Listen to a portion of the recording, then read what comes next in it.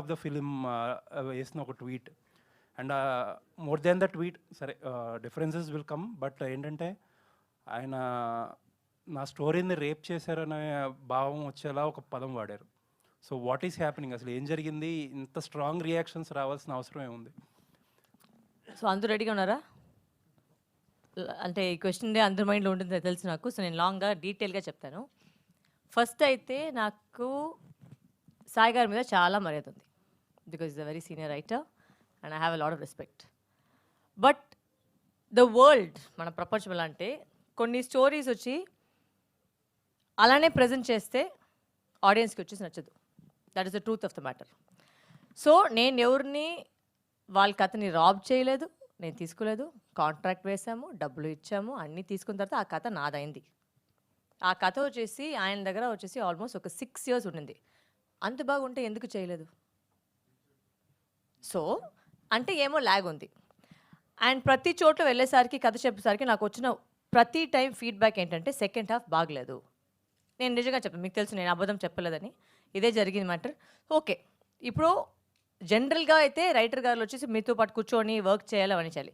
ఆయన చాలా బిజీ, ఆయన అన్ని పెద్ద సినిమాకి వెళ్ళిపోయారు. నన్ను వచ్చి కలవకూడా లేదు.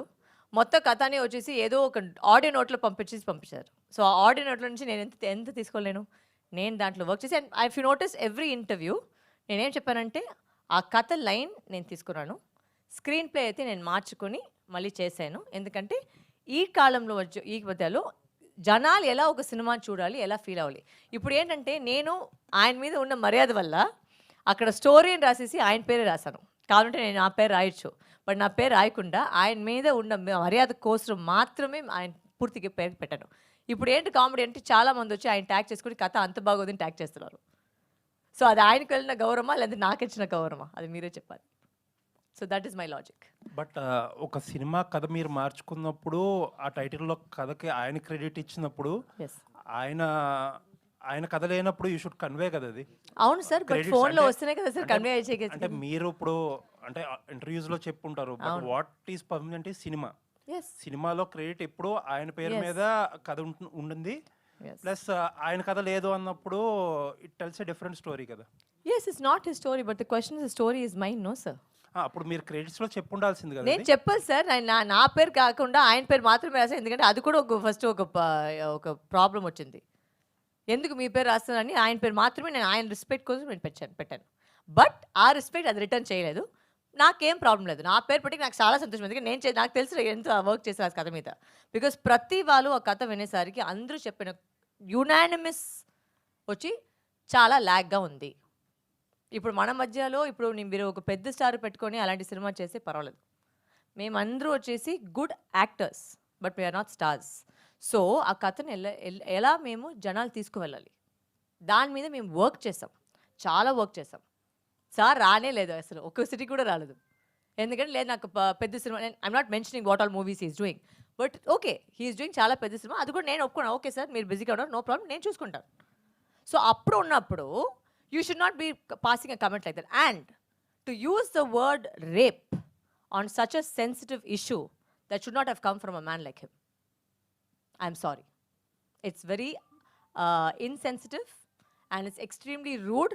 You should know what word you're using, especially when the topic you've touched in the film, you know what the topic is. So I think you should be careful of what words you can use. And I'm saying this because నాకు కావాలంటే నేను చాలా కథలు తీసేవాళ్ళు చెప్పేవాళ్ళు, but నేను అలాంటి మనిషి కాదు. నేను అందరినీ ప్రతి వాళ్ళని నేను చాలా గౌరవిస్తాను, వాళ్ళకి మర్యాద ఇస్తున్నాను. So I don't want to get down to the level of telling you what all happened for me to come to this point. అంటే మేము మామూలుగా ఒక డిసిషన్ రాలేం కదా.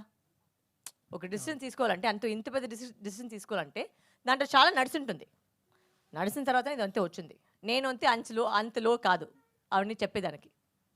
So I'm not getting in to that. And one last question అండి. కథ second half drive మార్చినప్పుడు ఆయనకి చెప్పే ప్రయత్నం చేశారా ఇలా మారుస్తున్నాను? నేను క్లైమాక్స్ ఫస్ట్ నుంచి చెప్పాను సార్, మార్చాలి ఎందుకంటే వర్క్ అవ్వట్లేదు. ఇట్స్ వెరీ సింపుల్, నాకేం పెద్ద కాదు లేదు. అంటే మీరు అందరూ ఇప్పుడు చెప్పారు కదా మీకు క్లైమాక్స్ చూసి నచ్చిందండి, ఆ క్లైమాక్స్ చూసి అదే నాది. నాకేంటంటే ఆ కథ వచ్చేసి అక్కడే ఒక కోర్ట్ రూమ్లో అయిపోతే ఒక అమ్మాయిని చాలా వీక్గా కనిపిస్తారు. I didn't want that. I wanted a woman to feel strong. I wanted the story to tell so that women can feel empowered. So ఆ ట్విస్ట్ పెట్టినప్పుడు మీరు అందరూ చూసింటారు సినిమాని, ఆ ట్విస్టే వచ్చి అందరూ చప్పట్లు కొడుతున్నారు. సో అంటే what I did was right and I don't go back on that. Nice and congrats. Thank you. Varalakshmi గారు ఎస్ సార్. అండి, అంటే ఒక విక్టిమ్ యొక్క పెయిన్